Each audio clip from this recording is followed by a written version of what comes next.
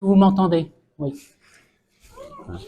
Bien, bonsoir à toutes et à tous. Tout d'abord, je voudrais remercier le professeur Touzé, doyen de la faculté, de nous accueillir ce soir dans ses locaux.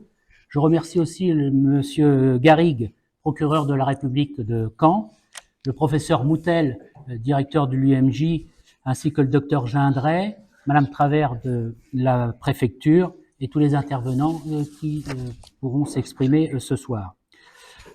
Ce soir, c'est une soirée d'information sur la prise en charge des violences conjugales ou intrafamiliales, avec comme titre quels enjeux, quel nouveau rôle pour les professionnels de santé. Depuis le Grenelle contre les violences conjugales qui ont été lancés par le gouvernement en 2019, l'Ordre s'est longuement mobilisé à travers un certain nombre de productions de documents, le Vademecum, un document avec le ministère de l'Intérieur, mais surtout avec une concrétisation de signature de protocoles dans un grand nombre de départements. À ce jour, 87 protocoles sont signés sur 107 départements.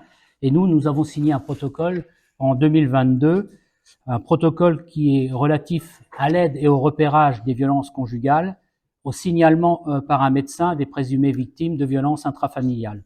Et ce protocole a été signé par monsieur le procureur de Caen, monsieur le directeur du CHU, mais aussi à travers la direction du CHU, l'UMJ, dirigé par le professeur Grégoire Moutel, et le Conseil de l'Ordre. Protocole qui vous a été adressé par mail ou par différents canaux, protocole qui donne un certain nombre d'outils pour repérer, protéger et secourir les personnes victimes de violences conjugales. Il était fourni avec un certificat type.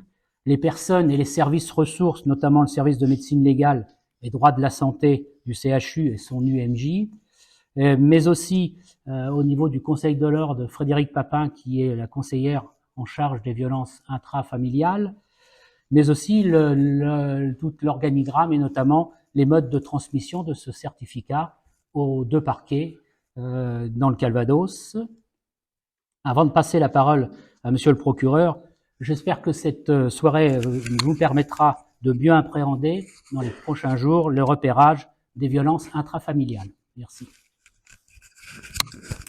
Bonne.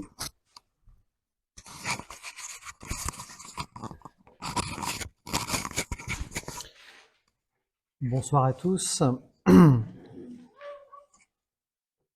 Je vais donc commencer à entrer dans le vif du sujet qui est le nôtre.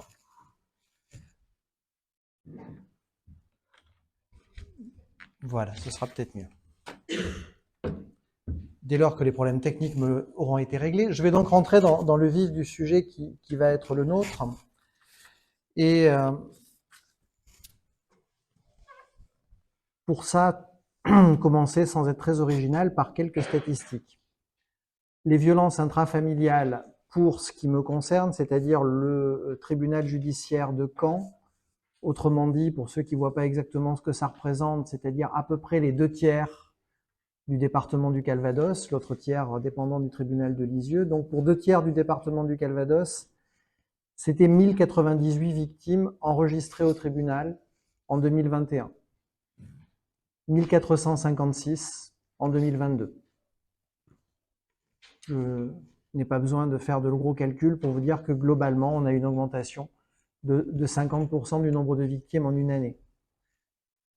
J'ai pas besoin non plus de lire dans une boule de cristal pour vous indiquer qu'en 2023, on va rester également sur une tendance à la hausse qui est assez importante. Ça, c'est le phénomène, il est là, il est présent, il est réel. Ça ne veut pas forcément dire, alors c'est peut-être moi qui suis un optimiste possible, cette victime, mais qu'une fois que nous l'avons identifiée, quelque part nous ne la perdions pas de vue, nous ne la laissions jamais dans une situation de solitude, dans une situation d'isolement, et tout simplement dans une situation où elle va se dire que finalement, c'est beaucoup moins compliqué pour elle de revenir auprès de l'auteur des violences. Pour tout ça, nous avons mis en place énormément de dispositifs de prise en charge des victimes, de prise en charge des auteurs, et aussi dispositifs d'identification de ces victimes par le biais des différents protocoles qui ont pu être mis en place, notamment avec les médecins et les établissements hospitaliers. Avant ça, il nous a fallu faire quelque chose, alors là c'est évidemment le juriste qui parle, c'est modifier notre cadre légal et notre cadre juridique. Il a fallu adapter un certain nombre de principes fondamentaux de nos professions et principes fondamentaux notamment pour les médecins, pour permettre que les médecins qui sont, que ce soit dans les hôpitaux, que ce soit dans les cabinets libéraux, des sentinelles de la violence intrafamiliale, des gens qui, de par vos professions, sont capables d'identifier énormément de choses, sont capables de voir ce que même la victime elle-même ne voudrait pas que l'on voit. Donc il était important de vous donner les outils pour concilier la nécessité de protéger ces victimes et notamment le secret médical.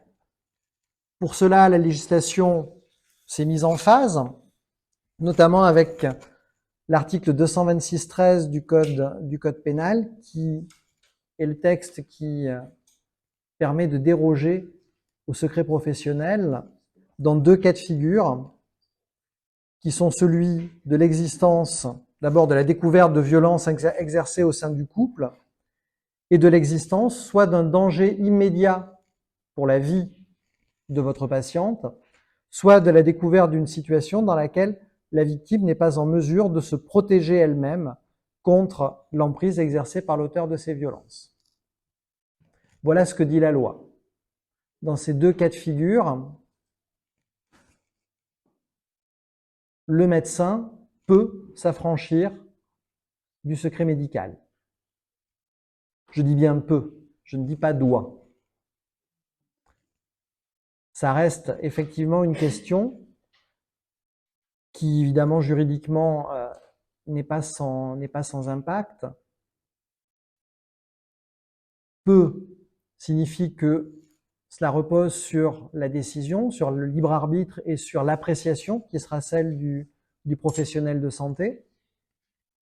La deuxième chose que ça implique, c'est que je ne vais pas aller chercher la responsabilité ni pénale, ni professionnelle du médecin qui déciderait, en son âme et conscience, de ne pas signaler. C'est une possibilité qui vous est offerte, c'est pas une obligation qui vous est faite, et c'est un élément qui est un élément important. L'autre chose qu'il faut avoir en tête, c'est que moi, je ne pourrais pas aller chercher la responsabilité du médecin qui déciderait de ne pas signaler, mais qu'à l'inverse, l'auteur de violence ou votre patient ne peut pas non plus aller chercher la responsabilité du médecin qui décidera de signaler. Parfois, dans les débats qu'on peut avoir sur la question du signalement, vient la crainte de la plainte pour dénonciation calomnieuse ou pour dénonciation mensongère. Cette crainte, vous ne devez pas l'avoir. Pour une bonne et simple raison, c'est que la dénonciation calomnieuse sanctionne le fait de décider délibérément de dénoncer quelque chose dont on sait que c'est faux. Le fait pour un médecin qui constate quelque chose, qui constate qu'il a une patiente ou un patient, mais plus vraisemblablement une patiente, qui est victime de violence, il signale des faits sur lesquels ce n'est pas à lui de porter une appréciation, c'est nous qui le ferons derrière. Ces faits, ils sont constatés, ils sont exacts, et le signalement, il n'est pas fait dans une volonté de nuire, mais il est fait dans le cadre de la loi. Donc il n'y a aucun risque pour le médecin qui fera un signalement de voir sa responsabilité recherchée par son patient ou par l'auteur de l'infraction. Donc deux éléments qui sont importants pour poser un cadre qui est un cadre dans lequel vous avez une véritable possibilité d'action. Possibilité d'action qui repose, et là aussi c'est ce que demande la loi, en priorité, sur l'adhésion de la personne qui est victime. Donc avant de signaler, vous devez bien évidemment recueillir son assentiment, son adhésion à ce signalement, étant entendu que souvent, ce qui peut entraver le dépôt de plainte ou la démarche de la victime, c'est tout simplement le fait, la peur d'être à l'origine du séisme que la victime pressent. Venir dénoncer des violences qu'elle subit sous son propre toit, ça veut dire aussi assumer potentiellement aux yeux de ses enfants d'être celle qui fait exploser la famille. Ça veut dire assumer un certain nombre de choses vis-à-vis de l'extérieur. Ça veut dire assumer tout simplement la fin potentiellement de sa famille. Tout ça, c'est pas forcément simple. Et parfois, ce qu'attend une victime, c'est tout simplement que quelqu'un enclenche la démarche. Et peut-être donne ce petit déclic, ce petit impact qu'elle n'arrive pas elle-même à donner. Et donc, à ce titre, il ne faut pas avoir peur d'évoquer la question avec vos patients et il ne faut pas être étonné de les voir simplement soulagés de ce que quelqu'un prenne l'initiative à leur place. C'est dans le même esprit que nous avons désormais pris des décisions et donné des instructions aux services de police qui régulièrement voient arriver des victimes dans les commissariats qui disent « Moi, je viens parce que je suis victime, mais je veux pas porter plainte, mais je veux simplement que ça se sache. » Pendant des années, on n'en faisait rien parce que la victime ne dépose pas plainte, donc il n'y a pas de plainte, il n'y a pas de procédure.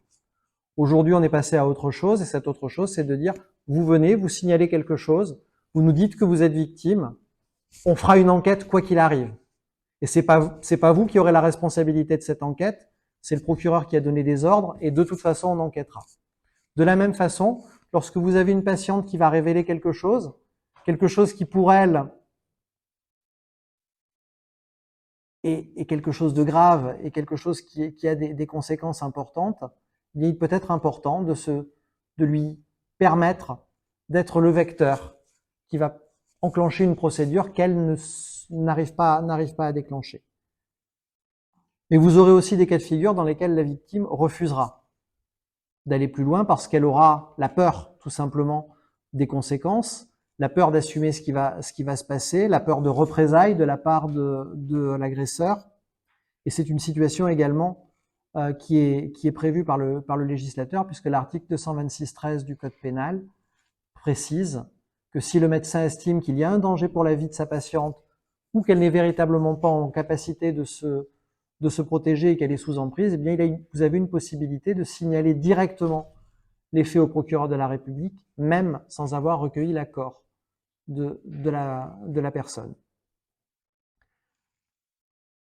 Là aussi, il y a un moment où, parce que la situation de la victime est une situation qui est beaucoup plus compliquée que pour les victimes de grand nombre d'autres infractions, il y a un moment où effectivement il faut que nous acceptions, et la loi vous en donne la possibilité, de protéger les personnes malgré elles. Je pense que c'est quelque chose qui peut résonner pour les médecins parce qu'il doit arriver bien d'autres situations dans lesquelles parfois le médecin est obligé d'aller presque contre le patient parce qu'il en va de son intérêt vital. Eh bien là, c'est la même chose qui permet que ce signalement soit réalisé. Je ne vais pas en dire plus parce que je voudrais pas non plus alourdir les débats et parce qu'il faut aussi que nous puissions parler. Je vais laisser Madame Travers vous présenter les protocoles qui sont en place dans le département ou qui vont bientôt être signés dans le département du Calvados pour la prise en charge des victimes. En espérant sincèrement que nous pourrons, et c'est le but de notre présence ici, d'ici la fin de cette soirée, répondre à toutes les questions que vous vous posez et vous apporter toutes les réponses pour que vous soyez le plus au clair possible face à un phénomène qui est un phénomène pour lequel la solution n'est pas entre les mains ni des uns ni des autres, mais entre nos mains à tous, et pour lesquelles la seule réponse possible est une réponse collective. Je vous remercie. Je suis Laurie Travers, déléguée départementale aux droits des femmes et à l'égalité hommes-femmes pour le Calvados. Je travaille pour le préfet. Je suis chargée de la coordination et de l'animation du réseau pour la lutte contre les violences faites aux femmes dans le département qui est une politique gouvernementale prioritaire. J'ai pour cela un rôle de travailler avec tous les partenaires locaux, y compris les partenaires de la santé, pour améliorer la prise en charge des victimes, identifier les freins à cette prise en charge, mais aussi les leviers qui peuvent l'encourager. Et c'est en ce sens que je travaille activement avec le professeur Moutel, avec l'UMJ, avec le docteur Hurel pour le Conseil de l'Ordre, avec le professeur Gendré aussi, et monsieur le procureur pour la justice, afin de permettre cette coordination départementale et de travailler tous ensemble, collectivement, comme l'a dit monsieur le procureur, pour la prise en charge de ces victimes. Et c'est dans ce cadre que nous avons démarré un travail en mars 2023 pour la rédaction et la mise en place d'un protocole départemental pour l'accueil et la prise en charge des victimes, alors en établissement hospitalier, avec l'UMJ, l'UMJP aussi à Lisieux.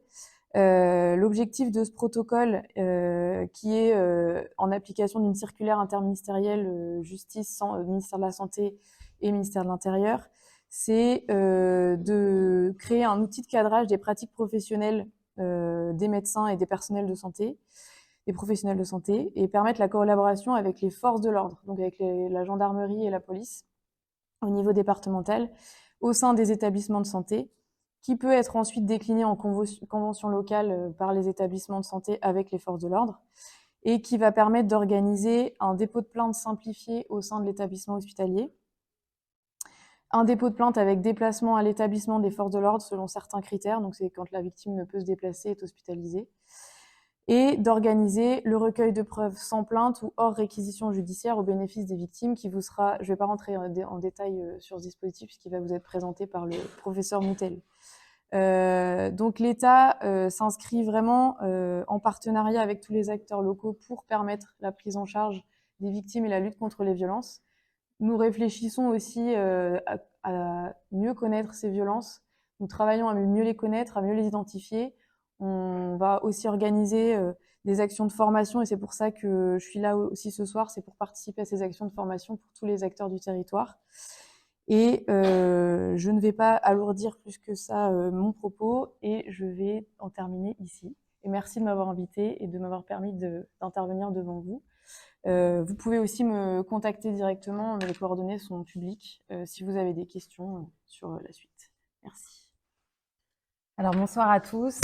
Donc je suis Nathalie Havas, directrice des affaires juridiques au CHU de Caen-Normandie. J'ai travaillé après le lancement de la discussion du protocole qui a été rappelé par Madame Travers. J'ai travaillé avec le professeur Grégoire Moutel sur ce sujet des violences conjugales, intrafamiliales et ou sexuelles. Et nous avons mis en place une procédure interne au CHU pour développer un nouveau circuit et être plus efficace sur ces sujets. Alors effectivement, le postulat de départ, c'est que les professionnels de santé sont souvent les premiers interlocuteurs des victimes de ces violences intrafamiliales. Et pour cela, le CHU a souhaité mettre en place des outils pour aider à prévenir et à repérer ces victimes, et également pour accompagner ces victimes. Alors concrètement, avant la signature l'élaboration du protocole, les victimes étaient prises en charge médicalement au sein de notre établissement, mais il n'y avait pas nécessairement un circuit très clair pour les accompagner sur le plan juridique, sur le plan social, voire psychologique. Effectivement, sur le plan juridique, le CHU n'intervenait que sur réquisition judiciaire. En outre, des prélèvements n'étaient pas systématiquement opérés et conservés au sein de l'établissement. Donc, avec les discussions liées au protocole et la mise en place d'une procédure en interne, le CHU est devenu un acteur dans la prise en charge des victimes de violences intrafamiliales. Effectivement,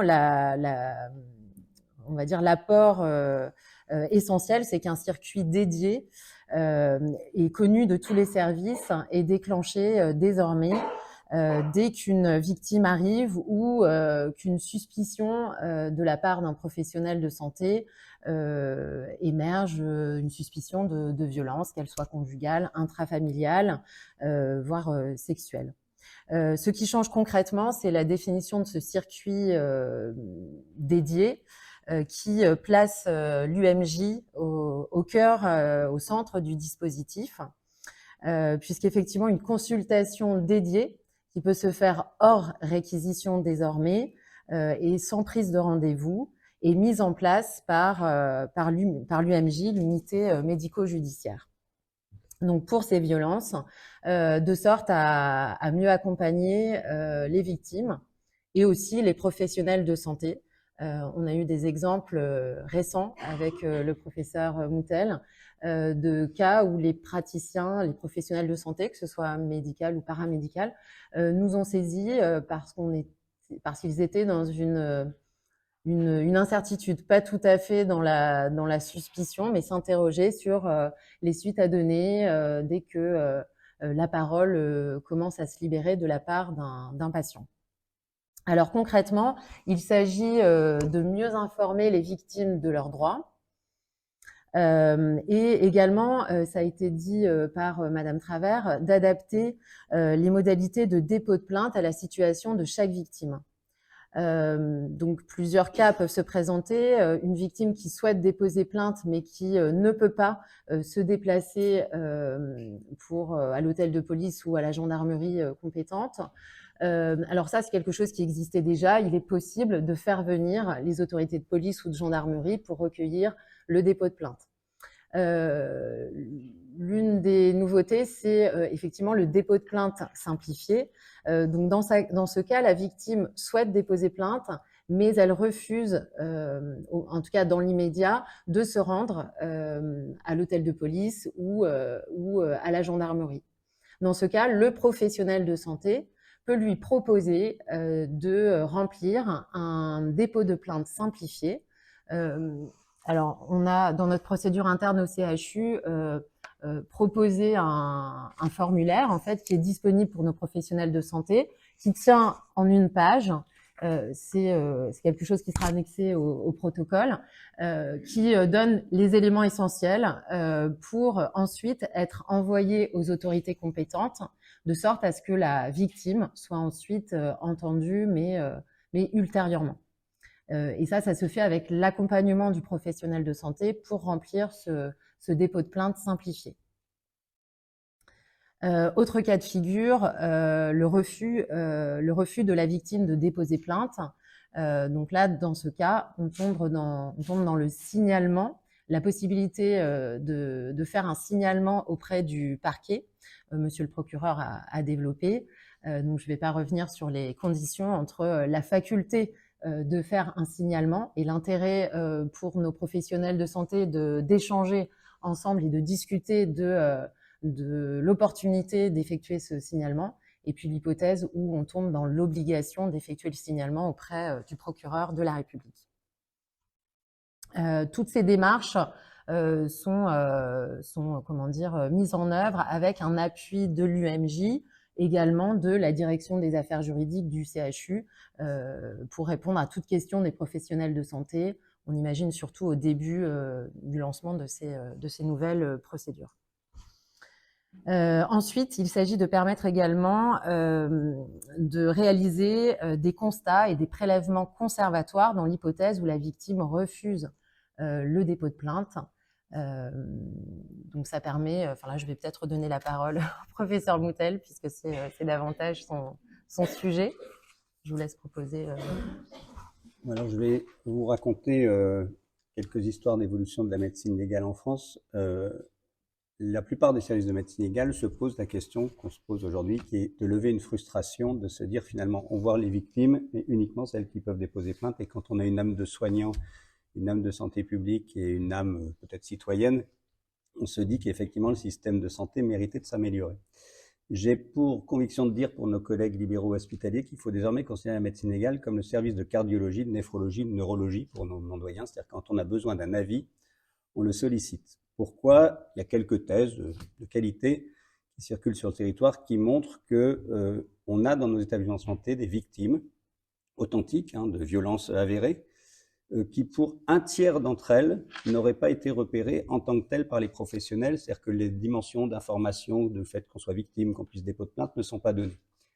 Un tiers, c'est quand même beaucoup, c'est quand même un chiffre qui rejoint ce que disait Monsieur le procureur, la libération de la parole, certes, mais il faut que la parole soit entendue et reçue.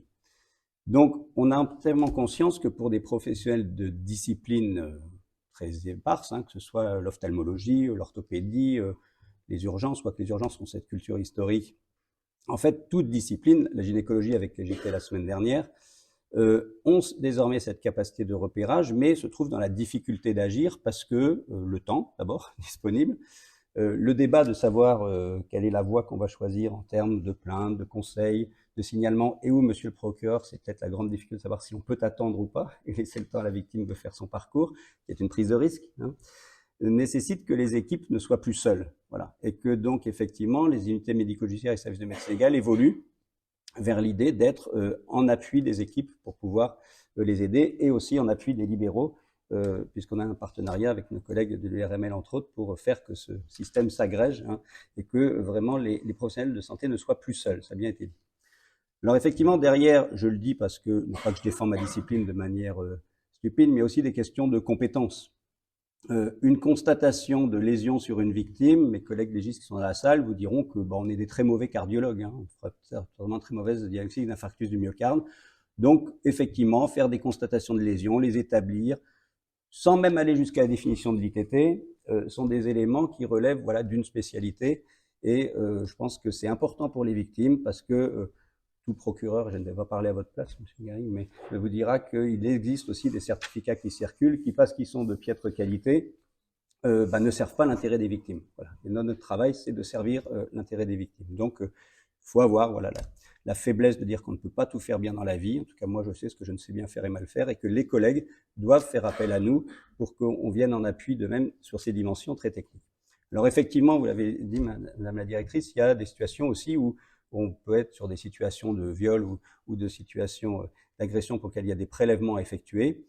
Alors certes, on débattra plus tard avec M. le procureur sur le statut qu'auront ces prélèvements, parce qu'il y a quand même quelques questions, mais néanmoins, c'est vrai que ces prélèvements aussi ont une importance, et que quand la personne ne veut pas déposer plainte, il est important que ces prélèvements aient lieu. Donc il y a une compétence qu'il faut que vous n'hésitiez pas à mobiliser. Donc pour cela, pour être quand même dans le cadre institutionnel, il faut remercier les politiques gouvernementales, même si des fois c'est pas simple, parce qu'il y a eu des appels d'offres à création de ces consultations d'accueil des victimes hors réquisition, parce que sur réquisition, on fonctionnait sur le budget de la justice, et hors réquisition, je n'avais pas demandé à monsieur le procureur de financer le CHU. Je pense que la justice a suffisamment de contraintes budgétaires pour faire ce transfert de compétences. Donc, je sais, monsieur le procureur, je serais venu frapper à votre porte et j'en aurais été très heureux. Mais il n'empêche que il faut que vous sachiez que ces dispositifs sont financés dans un partenariat avec nos collègues libéraux, et que désormais ça nous permet d'ouvrir cette nouvelle activité sur laquelle sont recrutés du temps médical, du temps de psychologue, qui permet que cette activité soit menée. Donc effectivement, l'UMJ, et puis Madame Jeanneret présentera tout à l'heure pour la partie des collègues sur les actions de ville et du territoire. Il y a beaucoup d'autres portes d'entrée. Le CHU est une porte d'entrée, bien sûr pour les patients hospitalisés, mais pour les patients extérieurs, vous pouvez nous adresser, les victimes potentielles. Vous pouvez aussi prendre votre téléphone pour nous solliciter, parce que dans le projet, on est là aussi pour conseiller et donner des appels téléphoniques. Donc, il y a un petit bouleversement dans notre activité d'équipe. On est en train d'organiser ça. Et puis, derrière, ce qui est très, très important, c'est de se dire que, je l'appelle comme ça, d'autres l'appellent aussi de la sorte, pour les personnes qui ne souhaitent pas encore déposer plainte, et je crois qu'il faut respecter ce temps de travail de la victime, on peut lui dire qu'on fait toutes ces constatations sont faites, qu'elles sont archivées. Et le fait que tout ça soit archivé au sein d'une unité qui est reconnue pour son professionnalisme fera que plus tard, si elles doivent ressortir pour la voie judiciaire, on aura des éléments qu'on peut espérer plus fiables que par le passé. Donc on est très attaché à cette idée-là, qu'on est là pour finalement archiver une histoire de parcours des victimes qui peut durer des jours, qui peut durer peut-être des semaines, qui peut durer peut-être des années, mais en tout cas, on sait très bien que ça a cette importance aussi qu'on soit là pour ça. Alors, petit mot néanmoins, on n'est pas là non plus pour se substituer à tous les collègues hospitaliers et libéraux. On serait très heureux que les gens aussi s'emparent de ces savoirs. On est dans des transferts de compétences et qu'à terme, vous sachiez gérer ces situations. Néanmoins, il faut quand même être clair, on l'a déjà ressenti, ça a été dit par monsieur le procureur, on peut avoir peur, c'est pas un vain mot de dire que le professionnel peut avoir peur, parce que la peur, elle peut être aussi physiquement réelle. Quand on est médecin traitant d'une famille où il y a la victime qui est la patiente, mais aussi l'agresseur potentiel qui est patient, c'est compliqué. Et passer la main, j'ai envie de dire que les UMJ prennent peut-être un risque. Comme je dis, peut-être qu'un jour nos voitures seront caillassées, peut-être qu'un jour le docteur Céline Garnier se fera agresser, ce que je ne souhaite surtout pas, comme le docteur Papin également. Mais il n'empêche que, voilà, on est une institution, on est peut-être plus protégé, voilà, dans une forme de neutralité et de compétences pour absorber des situations qui sont complexes et dures à porter pour des collègues libéraux, quels qu'ils soient en ville. Donc voilà, c'est un peu les messages clés. On vous a donné voilà un organigramme qui pourra évoluer. J'insiste sur le fait que dans ces plans de financement, et alors là, du coup, je remercie la justice, il y a quand même les UMJ qui désormais ont des budgets qui objectivement ont bien évolué, c'est-à-dire que l'UMJ de Caen était déjà assez solide parce que c'est un centre pivot, mais les UMJ du territoire, que ce soit Cherbourg et Saint-Lô, avaient besoin d'appui financier. Ils ont été alloués par le ministère de la Justice dans le plan de M. Moretti, et ce qui a permis de créer l'UMJ de Lisieux, voilà, aussi, qui n'existait pas. Donc ce n'est plus une UMJ pédiatrique, c'est une UMJ adulte désormais aussi. Voilà. Et il nous reste encore voilà, quelques zones sur le territoire à réfléchir pour faire avancer tout ça. Et donc, effectivement, la question qui nous est posée, c'est est-ce qu'on sera à même d'absorber tout? Ben, je n'en sais rien. Quelque part, en tant que citoyen, j'aimerais qu'il n'y ait pas beaucoup de situations. Bon, voilà. Mais ça voudrait dire aussi que, comme a dit monsieur le procureur, on serait certainement tombé à côté d'une cible qui pourtant semble s'élargir. Hein, d'accord. Donc, on fera tout pour absorber les demandes. Voilà. Et puis, ce sera peut-être bien qu'on soit de revoyure pour dire comment ça a évolué, quels sont les profils de victimes qu'on a accueillis, comment les choses se sont passées, parce que entre l'organigramme posé sur la table et la réalité des pratiques, il ne sera pas forcément toujours facile de décider. Alors, effectivement, moi j'ai un mot clé qui s'appelle la collégialité de la décision. Je pense que sur une situation complexe, c'est vrai dans la fin de vie, c'est vrai dans l'IVG, c'est vrai dans cette situation-là, quand on est 4 ou 5 autour d'une table, on arrive souvent à mieux résoudre voilà une problématique complexe que quand on est tout seul. Donc voilà, il faut aussi qu'en tant que professionnel, on ait cette dimension de la collégialité et de la décision à plusieurs qui nous renforcera. Donc voilà, j'en dirai pas plus, juste pour faire un petit pont parce que j'y tiens vraiment. On a une collaboration étroite dans ce projet financé par l'ARS avec les professionnels libéraux. Ça fait des années que je travaille avec Catherine Gendré et de temps en temps on se dit un jour on fera peut-être un projet ensemble. Donc désormais on en a un ensemble et on va relever le challenge parce que effectivement c'est pas le CHU qui peut agir seul en la matière. On a vraiment besoin voilà de ce relais essentiel pour couvrir le maillage du territoire. Donc Catherine, je te cède la parole. Sauf si vous avez des questions là-dessus, mais peut-être qu'on prendra tes questions peut-être à la fin hein, de tous les exposés. Donc je vais inviter Catherine à venir présenter le dispositif. Et pendant que Catherine vient, je voulais dire aussi, parce que pour souligner la présence de Martine Balançon et du docteur Garnier, que là on parle des violences faites aux femmes ou des violences intraconjugales, intrafamiliales, mais on est bien d'accord qu'il faut qu'on ait une vision de la violence au sein des foyers et qu'il n'est pas rare que la question pédiatrique soit embarquée. Quand on a une victime, il faut regarder s'il n'y en a pas d'autres à côté dans le même cadre de vie. Bien, alors je suis ici ce soir invitée en tant que vice-présidente de l'Union régionale des médecins libéraux de Normandie et aussi en tant que présidente de l'association dont je vais vous parler tout à l'heure, à laquelle il était fait allusion tout à l'heure. Dans ce contexte de repérer, d'orienter, d'accompagner pour les professionnels de santé, l'URM. Donc, vous savez, les unions régionales des médecins libéraux ont des actions et des missions qui sont inscrites dans le Code de santé publique, et notamment dans le cadre de l'organisation des soins, mais aussi dans des missions de prévention, entre autres. Hein. Et c'est à ce sujet que nous nous sommes intéressés à l'URML, d'abord Basse-Normandie, puis ensuite Normandie. Nous nous sommes intéressés à la question des violences intrafamiliales, du fait de nos préoccupations de médecins du terrain, compte tenu de l'accroissement de ces situations très, très compliquées à gérer. Et ça fait plus de 20 ans que nous travaillons sur cette question, et nous avons à l'origine travaillé avec le Conseil de l'Ordre. C'était le docteur Catherine Hurel et le docteur Frédéric Papin. Nous avions fait un projet d'accueil, de centre d'accueil pour les victimes. Finalement, ce projet n'a pas pu se tenir, mais on a continué à maintenir cette pression qu'il fallait absolument que nous puissions, nous autres professionnels de la ville, réfléchir ensemble comment améliorer la prise en charge et l'orientation de ces victimes. Alors, au sein de l'URML, on a un site qui est très qui est assez fourni en informations sur la question des violences conjugales, violences intrafamiliales. Je vous rappelle quand même que la violence n'est pas genrée, elle n'est pas uniquement, même si elle est majoritairement commise par des hommes, elle n'est pas uniquement commise par des hommes. Et c'est vrai que toutes les personnes sont concernées en tant qu'auteurs ou bien victimes. Et nous avons réfléchi au sein de cette URML à des actions de formation auprès des médecins libéraux avec les groupes qualité, et aussi ce qui a donné lieu à plusieurs événements, dont un colloque qui s'est tenu à Deauville, c'était en 2021. Nous avons aussi été très vigilants pendant la période de Covid de mettre des informations, d'envoyer des informations auprès des médecins de ville et évidemment sur le site, et qui est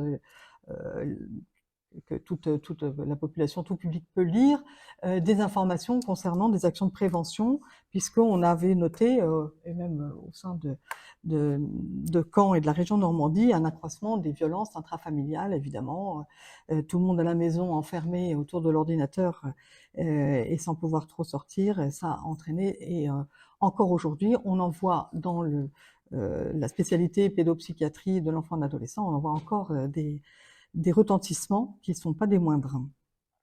Régulièrement, nous diffusons des informations à tous les professionnels libéraux, médecins libéraux, mais pas que, puisque aujourd'hui, vous savez que nous sommes organisés en pôle de santé pluriprofessionnels, et que, à ce titre-là, nous développons des actions de formation, et aussi dans le cadre des CPTS, ce sont les communautés professionnelles territoriales de santé, dans lesquelles nous avons, par nos actions syndicales, souhaité que soit inscrit dans les missions de prévention la prévention des violences intrafamiliales. Vous voyez, ça va très très loin. On essaye au maximum, et chacun dans sa partie. C'est-à-dire que nous travaillons avec les différentes institutions, avec les différents partenaires, avec les associations d'aide aux victimes, pour essayer d'améliorer. L'objectif, c'est l'amélioration et la fluidification du parcours des victimes. Alors, c'est vrai que pour nous autres médecins libéraux, c'est un petit peu compliqué. En effet, le vendredi soir, et là je me mets à la place du médecin généraliste qui vient d'apprendre que lors de la consultation de la petite de 3 ans, qu'elle avait subi des faits sexuels par quelqu'un qui la gardait habituellement, et qui appelle en disant mais comment je fais, qu'est-ce qu'il faut que je déploie comme action, et ces questions-là restent quelquefois sans réponse. Alors on sait maintenant qu'on peut appeler le service évidemment de l'unité médico-judiciaire, mais ça n'est pas si simple. Vous savez que les médecins de ville sont très contraints par différentes injonctions qui leur sont faites, du fait aussi de la démographie médicale qui est en berne, et avec un souci d'accroissement de consultation, puisque c'est ainsi demandé aussi par l'assurance maladie. Et donc, toutes ces questions d'information, de sensibilisation, de formation, de prévention, l'Union régionale des médecins libéraux de Normandie s'y est vraiment employée, et depuis 20 ans, et s'y emploie toujours. Et c'est ainsi que nous avons accompagné le projet de centre d'évaluation, d'orientation, consultation, violences sexuelles, qui est une émanation des centres ressources pour intervenants auprès des auteurs de violences sexuelles, dont chaque région est pourvue, puisque dans notre pratique clinique de médecine en milieu carcéral, de psychiatrie en milieu carcéral, nous avions à prendre en charge des auteurs, et qui pour la plupart, avaient été eux-mêmes victimes. C'est un constat qui a été fait depuis plus de 15 ans. Et il nous est apparu évident qu'il fallait qu'on développe des actions de prévention et qu'on améliore l'accueil des potentielles victimes. Alors, comment organiser cet accueil des victimes alors même qu'elles ne veulent pas se faire considérer victimes? C'est toute la question. De l'accès à la parole, parce que la libération de la parole, c'est bien, il faut pouvoir l'obtenir. Et ce qui est important, c'est l'accès, c'est donner l'accès. Et on le sait bien, avec le psychotraumatisme, la question de l'enfouissement de souvenirs, de situations traumatiques, de violences sexuelles, elle est prédominante. Et il faut permettre à ce que on puisse ensemble permettre cet accès à la parole, à dire les choses. Ça suppose quand même qu'il y ait un milieu familial accueillant ou professionnel ou scolaire accueillant ou professionnel de santé accueillant, social évidemment aussi. Tous les professionnels sont intéressés par l'amélioration de l'accueil de cette parole. Mais l'accès à la parole, c'est ce qui permet aussi ensuite l'accès aux soins, c'est ce qui permet ensuite l'accès aux droits. Et il faut avoir toujours en tête ce souci de protection. Alors protéger, c'est assez compliqué lorsqu'on est médecin de famille de vouloir protéger alors même que l'on soigne les enfants, les grands-parents, le père, la mère, il y a des violences conjugales, les enfants sont témoins. Comment est-ce qu'on s'y prend? Est-ce que la stratégie la meilleure est celle de l'évitement? Est-ce que la stratégie est celle de la prise en charge, de pouvoir orienter chacun des membres de la famille vers le soin et vers l'accompagnement? C'est très compliqué. C'est très compliqué et c'est très compliqué par les victimes parce que sur le terrain, ce dont on se rend compte, c'est que le signalement, la prise en charge par les différents services, bien sûr, c'est ce que l'on souhaite le mieux, mais sur le terrain, c'est pas ce qui se fait. On est absolument accablé par le fait que souvent, ce sont des traitements familiaux qui se font. C'est-à-dire que les familles décident de ne pas porter à la connaissance de la société les faits qui ont été commis. Et notre action, elle est justement à ce niveau-là, c'est-à-dire que nous considérons qu'il ne faut pas laisser ces personnes qui ont été victimes ne pas être reconnues comme victimes, parce que c'est la meilleure façon de prévenir qu'elles puissent un jour réitérer les faits ou commettre des faits de violence. Lorsqu'on travaille en milieu carcéral, la plupart des auteurs de violences, dans l'anamnèse, dans la recherche que nous faisons pour essayer de mieux comprendre les passages à l'acte, on comprend qu'ils ont été eux-mêmes victimes de faits de violences, des fois extrêmement sévères, de violences sexuelles, de séquestration, de coups et blessures itératifs pendant des années. Comment est-ce que l'on peut essayer de casser un peu ce cycle? Ça ne veut pas dire que toutes les victimes deviennent auteurs, mais on a constaté, et ça a été un constat qui a été au niveau national et même on travaille en international, que la plupart des auteurs ont été victimes. Donc il faut absolument agir à ce niveau-là et il faut que les médecins, que les professionnels de santé, les infirmières, les kinés, les pharmaciens, tous ceux qui ont à un moment donné connaissance de faits, puissent avoir des conduites à tenir qui soient opérantes, efficientes et assez simples, surtout le soir en fin de journée ou en fin de semaine, au début du week-end. Le projet du COCVS donc a retenu l'attention de l'ARS en lien avec le projet de l'unité médico-judiciaire du professeur Moutel, en ce sens qu'il avait cette particularité de complémentarité, oui, en créant une prise en charge en amont et en aval. C'est-à-dire qu'aujourd'hui, alors par exemple, aujourd'hui, il y a une situation d'une maman qui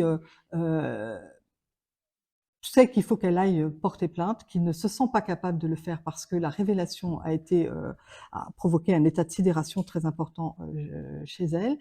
Elle sait qu'il faut le faire, mais c'est pas encore le moment. Et cette question de la temporalité, bien sûr, est extrêmement importante. Et ça, il faut que nous en tenions compte. La temporalité, on n'agit pas de la même façon lorsque les faits sont extrêmement récents, où à ce moment-là, il faut recueillir les preuves, avoir toutes les mesures de prophylaxie des maladies infectieuses, permettre aussi la recherche de grossesse. Enfin, des fois, on n'y pense pas, mais parce que c'est un peu à distance, mais il n'empêche que ce sont ces questions-là qu'il faut se poser.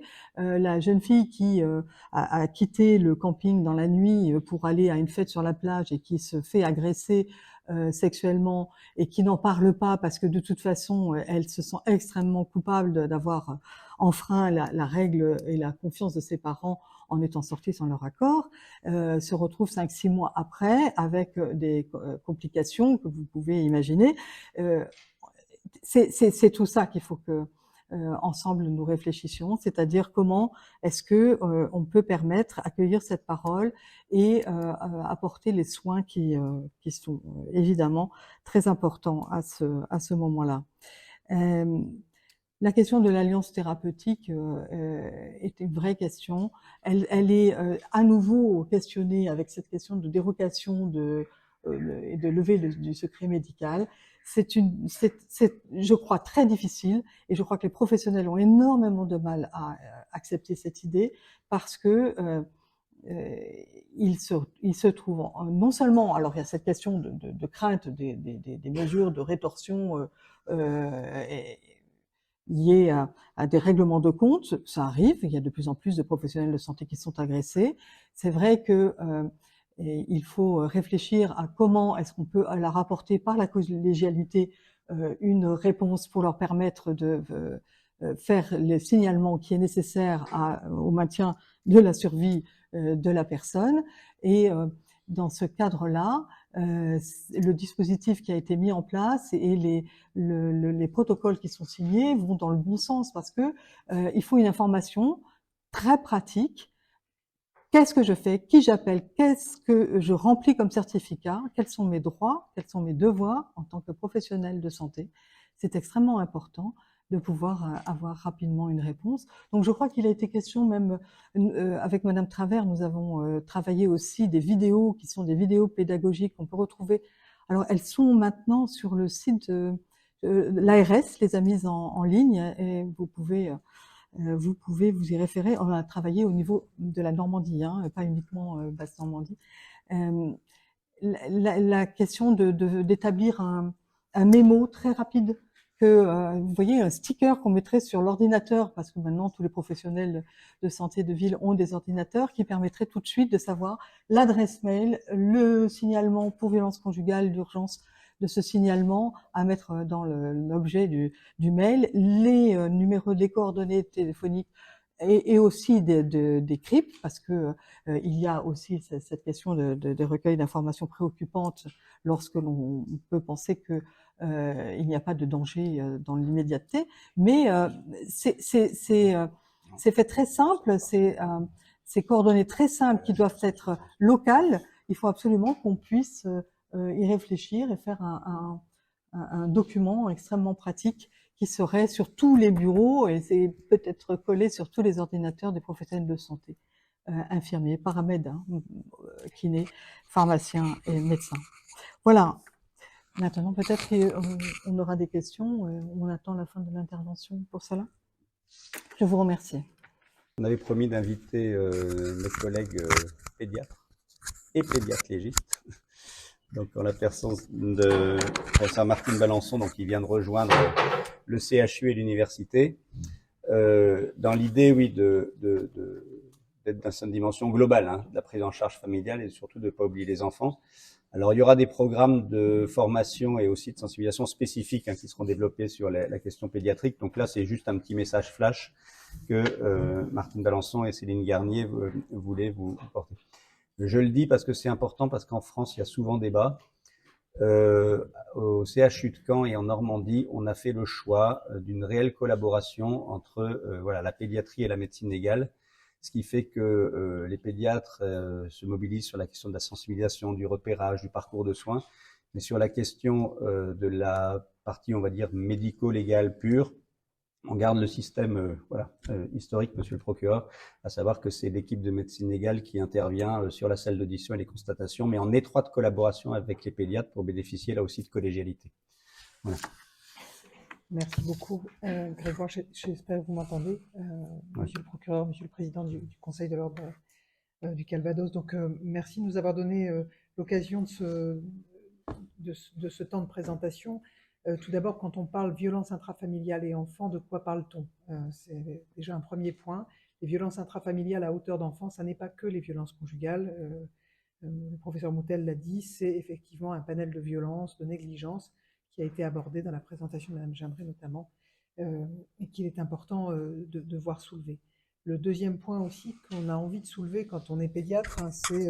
alors, il faut que je prenne ça, non? Donc, le deuxième point que je souhaitais aussi aborder, c'est que l'enfant n'est pas un mini-adulte. Les enfants, les adolescents... Pardon, merci. Super. Les enfants et les adolescents ne sont pas des mini-adultes, donc la minorité confère une vulnérabilité particulière. Et cette vulnérabilité, bien sûr, nous oblige aussi à une organisation des soins très particulière. Donc ça, c'est un point qui est vraiment important et un point qui est porté aussi collectivement par les pédiatres et les légistes au sein des UAPED, donc des unités d'accueil pédiatrique enfance en danger, qui ont été financées dans les suites de la circulaire dite Taquet en 2021 sur le déploiement de dispositifs qui sont des dispositifs à double entrée, dispositifs alors avec une entrée judiciaire que le Dr Garnier-Jardin va vous présenter et un dispositif qui est un dispositif médical de repérage, d'évaluation et de soins. L'idée en fait de cette prise en charge, c'est vraiment d'intégrer les enfants dans un parcours de soins, c'est-à-dire de ne pas avoir une intervention qui soit ponctuelle mais bien dans le temps. Ça a été parfaitement décrit, je trouve, les situations de qu'est-ce qu'on fait le vendredi soir, qu'est-ce qu'on fait quand les révélations sont récentes, qu'est-ce qu'on fait quand les faits sont anciens. Et c'est vraiment quelque chose qui est vraiment primordial à prendre en compte. La question des violences chez l'enfant, c'est des situations qui sont sidérantes pour lesquelles il est important de redire qu'il faut être plusieurs pour penser. Ça a été, Grégoire Moutel l'a dit, c'est vraiment quelque chose de primordial et c'est vrai qu'il nous arrive, nous collectivement, effectivement, de réaliser la réalité des violences quand on en parle à plusieurs et quand on est tout seul, effectivement, on a plutôt envie de ne pas voir. L'idée de ces UAPED, c'est vraiment de définir un parcours qui soit un parcours protégé, intégré, gradué. Alors quand je dis protégé, c'est-à-dire l'univers pédiatrique est un univers contenant protecteur dans lequel l'enfant va être pris en charge de façon adaptée à son âge éthique aussi. En travaillant avec l'espace éthique, c'est important de se le redire. Intégré, c'est-à-dire que c'est les professionnels, quelle que soit leur discipline, qui convergent au chevet de l'enfant, qu'on ait une fracture, qu'on ait des lésions ophtalmologiques, qu'on ait des lésions périnéales consécutives à une situation d'agression sexuelle. Voilà, les professionnels convergent au chevet de l'enfant et des professionnels d'horizons variés. C'est cet échange, c'est nos échanges qui vont faire soin chez l'enfant. Et gradué, parce qu'effectivement, dans une situation de praticien isolé qui sera dans son cabinet, malgré le sticker qu'il aura probablement sur son ordinateur, eh bien, il ne fera pas la même chose qu'un professionnel dans un centre hospitalier, par exemple, où il y a de la neurochirurgie et sur un bébé secoué, par exemple.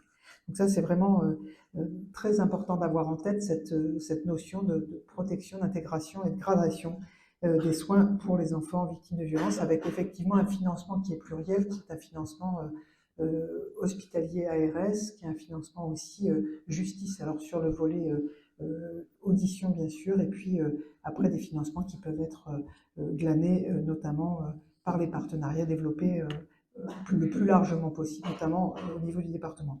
Je vais passer la parole à Céline Garnier pour qu'elle puisse vous expliquer en pratique comment fonctionne à l'UAPED de Caen.